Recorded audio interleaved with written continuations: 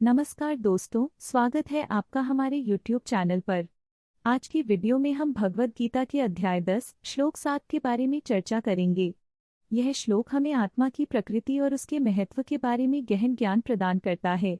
अगर आपको हमारा कंटेंट पसंद आए तो कृपया लाइक और सब्सक्राइब करना न भूलें। चलिए इस अध्याय और श्लोक की गहराई में उतरते हैं।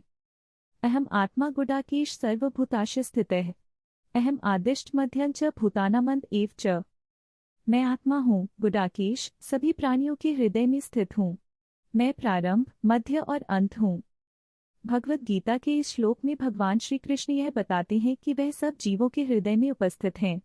यहाँ आत्मा का अर्थ है आत्मा की शाश्वतता और उसकी हर जीव में उपस्थिति। जब श्री कृष्ण कहते हैं कि वह प्रारंभ, मध्य और अंत हैं, तो यह संकेत करता है कि वे संपूर्ण सृष्टि के सृजन, पालन और संहार में शामिल हैं। यह श्लोक हमें यह सिखाता है कि हर जीव में एक दिव्य तत्व है और हमें इसे पहचानना चाहिए। एक बार की बात है, एक छोटे से गांव में एक किसान रहता था जिसका नाम था रामू। रामू बहुत मेहनती और ईमानदार था, लेकिन उसकी फसल हर साल बर्बाद हो जाती थी। एक दिन उसने सोचा, मैं इतना मेहनत करता हूँ, फिर भी मेरी मेहनत का फल क्यों नहीं मिलता। उसने अपने गांव के बुजुर्ग से सलाह मांगी। बुजुर्ग ने उसे भगवद गीता का अध्याय 10 श्लोक 7 सुनाया। अहं आत्मा गुडाकेश सर्वभूताश स्थितः। इस श्लोक ने रामू को एक नई दृष्टि दी।